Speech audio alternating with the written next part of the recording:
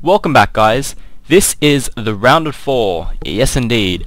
The winner of this best of 5 will be moving on to the grand finals, which will happen sometime next week or something like that. It's gonna happen whenever it happens. But this map is the Shadow Temple. We do have our green Zerg Rampager spawning in the top position. Rampager has been one of the crowd favorites so far, so we'll just see how he performs this time around. And it does seem like Rampager did have a couple FPS problems, but that doesn't really seem to be affecting him all that much anymore. And in our left position, we have the blue Terran Brockemon, clearly half Pokemon, half trainer. We'll see if that works out for him. Although he might be at a slight disadvantage considering he doesn't have, what are their names? Officer Jenny and Nurse Joy or something? Yeah, he doesn't have them as a cheering squad, so he may be at a slight disadvantage. Like I said, the map is Shadow Temple, and we do see Rampager sending his drone scout out. This time he is fairly standard against the Terran, especially since the Terran can wall off. So you do want to try to get a drone scout in there before the Terran does manage to wall off. Now we do see the workers just battling it out in the middle. The drone does manage to escape with 7 hit points left, and Brockemon actually doing a really smart move by switching out the damaged SCVs. Basically what this is going to ensure is the damaged SCV isn't going to get picked off by a drone or a couple Zerglings running in. So the barracks is going to get up without any delays, but Rampager does get a couple hits off onto the new SCV, but that's not going to cause too much problems. Now Rampager is just going to come back up into his base just to check to see if any additional tech buildings were thrown down. Now Brockemon is getting his refinery, and Rampager is throwing down his gas and his spawning pool. This gas is kind of late in my opinion. This probably means he isn't going to be getting speeding up straight away. He's probably going to be going straight for roaches, or he could be going for lair tech. So we'll just see what he does with the first 100 or so gas. Rampager is chilling outside Brockemon's base and does decide to return back to his base, and Brockemon is completing off his wall off. Brockemon is getting his command center, fairly standard, clearly. Other than that, both players are just going to be slightly macroing up, and we'll just see what tech path they choose to go down. Brockemon not really scouting all that much so far. He is throwing down a factory, so we're probably going to be seeing some early Hellion aggression. Probably going to get a couple siege tanks out to help defend. Rampager is sending a couple Zerglings out. The Zerglings aren't going to be able to pick off that SCV, so this is his first scout, but that is actually going to get picked off by the Queen, which is moving forward. So Brockemon not really able to scout Rampager's entire base, but he isn't really missing out all that much. Rampager is getting Zergling speed up. So at the moment Rampager is still sitting purely on Lings, getting the Ling speed up. He is throwing down his Expo, so he's going to be looking to get a really good economy right from the start. And Brockemon throwing on a tech lab, so we probably are going to be seeing some blue flame Hellions, either that or he's going to go for some really quick siege tanks. But it's probably going to be Hellions in preference to the siege tanks, especially since he does have quite a secure wall off. He does have a bunker to push back any early Ling aggression. Rampager is sending a Zergling scout. He's probably just going to be poking around up to his base just to see what unit composition Brockemon is going for. Now Rampager does have a couple overlords on the side of the map. This is one ninja overlord. Okay, it's kind of disappeared, but it is there, you can still see from the minimap. He is deciding to sack one overlord just to see what he has. He could also sack the second later on in the game, especially since he could just sack it straight into the Expo. And Brockemon is going for some Hellions. He does pick off that Ling Scout, so Rampager is going to know that he does have a Hellion coming his way. Moving the Queen into position, also throwing down a Spine Crawler just to be safe. And Brockemon is getting the Infernal Pre-Igniter upgrade, so we are going to be seeing some blue flame Hellion aggressions. That does kind of become a tongue twister after a while. Yeah, anyway. Rampage throwing down his Baling Nest. That's probably not really the best idea against blue flame Hellions, but of course he hasn't really scouted, so he doesn't really know. The Balings are going to be able to get picked off pretty easily, especially since Brockemon does seem to be going for more of a mech based play since he isn't really producing that many Marines. The Zergling does get picked off just before Infernal Preigniter does finish. So Rampager does know that Brockemon is going Hellions, but he isn't actually aware of the fact that they have the Blue Flame upgrade now. This could be really problematic for Brockemon, but Rampager is prepared, throwing up an extra Spine Crawler. He does have 2 Queens to help defend. He is somewhat spinning the creep round. He could slightly do a better job throwing down a creep tumor, just as I say that. Now we do see the Hellions moving out, looking to be a bit aggressive, trying to do some economic damage. We do see Rampager throwing down his Roach Warden, so he knows he needs to get the Roach tech up really quickly. It could be slightly helpful if he goes for his lair, or which he actually is going for his lair. So probably going to get some mutas to actually help fend off the Hellions. But if Brockemon chooses to go for Thors, which at the moment could be a possibility since he is going with a double factory, also getting his command center up. If Brockemon does choose to go Thors, those mutas will be rendered basically useless, but we'll see what kind of tech path he chooses to go down. Rampager is getting the Ground Carapace upgrade, and Brockemon is getting a couple Siege Tanks out, so far it's a fairly standard mech play from Brockemon. As for Rampager, he does have his Roach Warden up, not really producing any Roaches at the moment. He is choosing to spend his gas on upgrades instead, getting the Bailing speed up.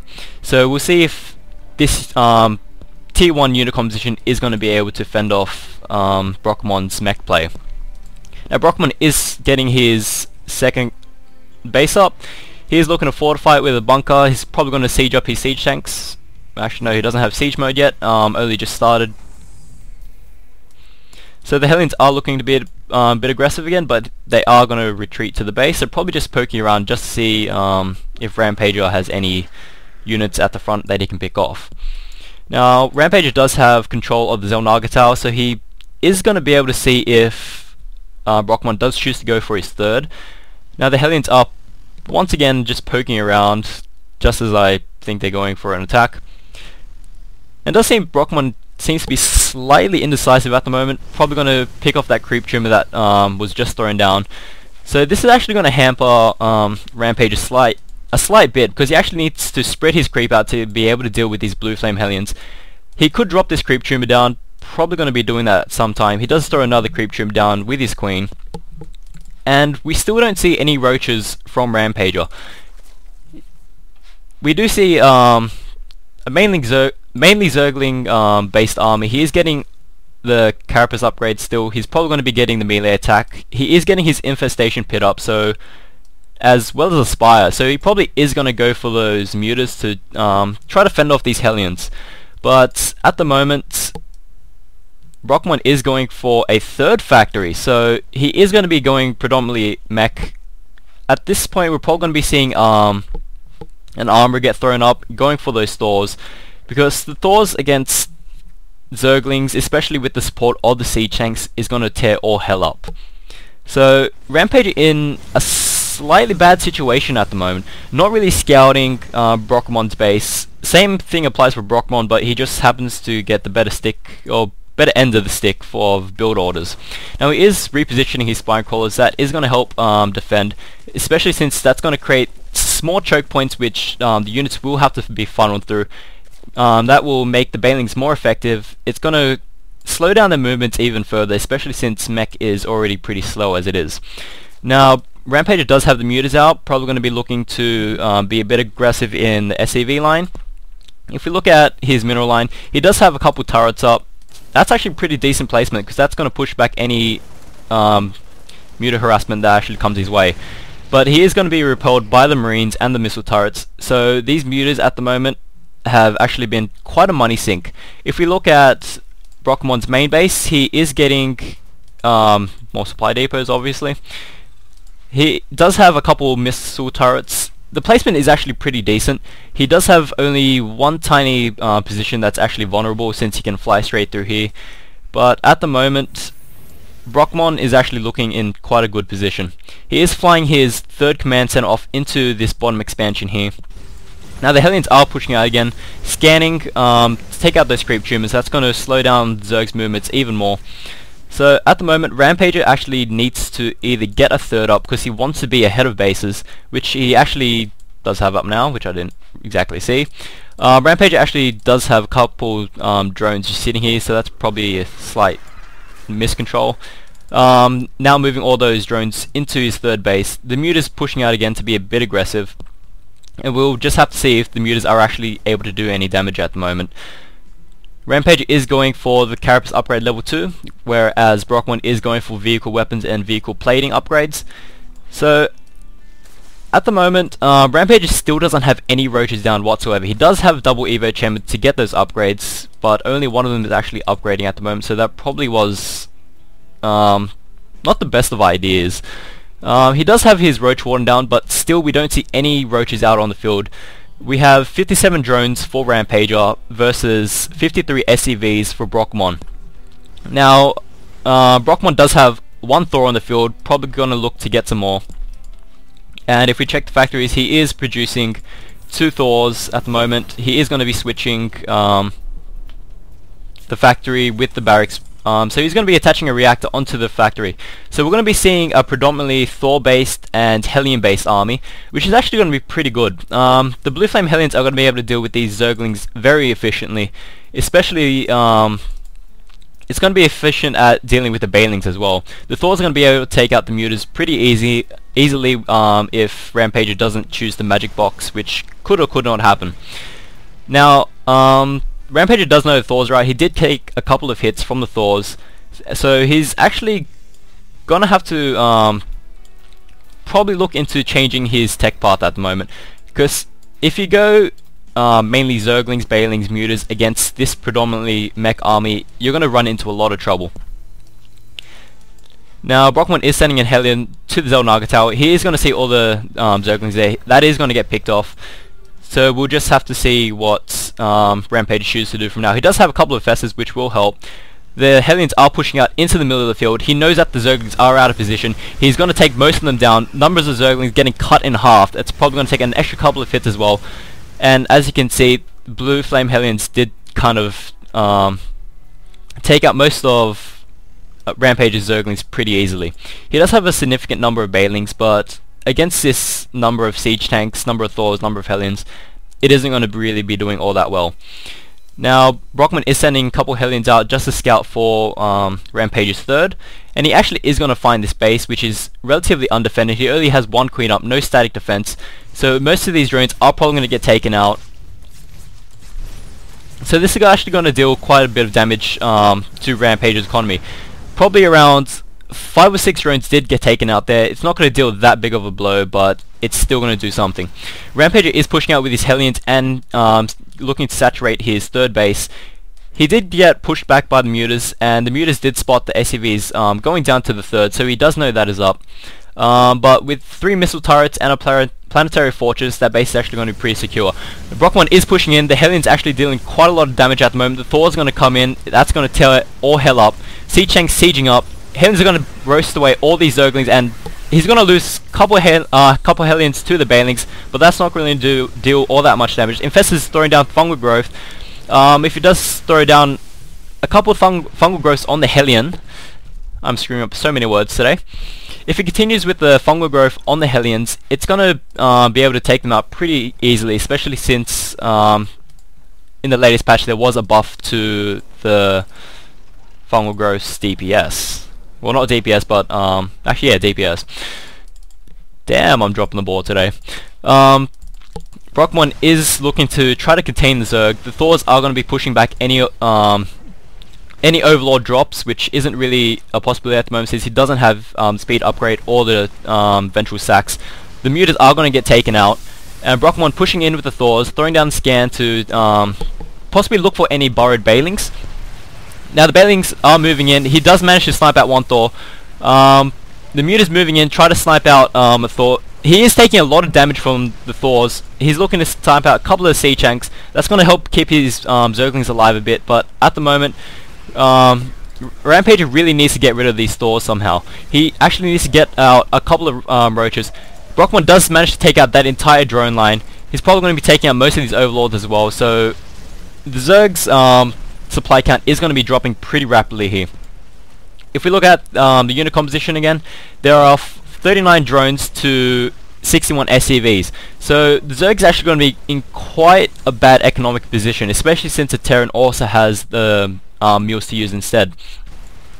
Now Brockemon did basically take out Rampager's entire natural.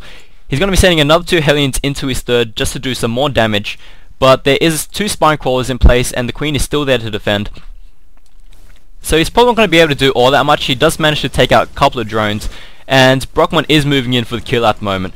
He has 5 Hellions. That's going to basically wipe out his entire army, since Rampager doesn't really have all that much in production. He has 8 Mutas on the way, but against 5 Thors it isn't really going to do all that much, especially since he does have a couple Marines left. That's just going to provide some extra damage. He does now have 6 Thors. The siege tanks are sieged up, and that's basically all of Rampager's tech buildings gone, except for his Spire and Infestation Pit. So Rampager is probably going to be GGing out of this any moment now. He does have the Mutas just chilling at his base. He could probably try to do some damage inside his base, try to force the Terran to fall back a bit, but it might be too little too late at the moment. The drones are going to fall down to the Hellions' Infernal Pre-Igniter, but the main was more or less mined out anyway. The Overlords actually survived, surprisingly. He does have 2 Infestors left, but that's not going to really do all that much. He does manage to take out a couple of Infestors using the Fungal Growth, but that's not going to really help him right now. Now the Mutas are going to be taking out the siege tanks while the Thors are basically out of position. He does manage to snipe off 2 or 3 siege tanks, but with the Thors coming in, those Mutas are going to get repelled. He probably could look into attacking his main base at the moment, but because Brockemon is reinforcing his army with a couple more Thors, that's probably not going to do all that much either. He also is getting his 4th base up, so Terran's economy is probably looking really good right now. Zerg only at 300 minerals per minute, only mining off 1 base, getting a 2nd base right now, whereas the Terran has 1,200 minerals per minute. And Zerg basically isn't mining any gas at all. The Terran does have a healthy 600 gas per minute, so Brockemon more or less has this game in the bag. The Terran is looking pretty dominant right now. He is mined at his main base, but damn, that third actually has a ton of SCVs on it. That's probably slightly oversaturated. He can transfer down to the next base when that gets finished. This 2nd base, which is technically his 3rd? I lost count. 4th, sorry.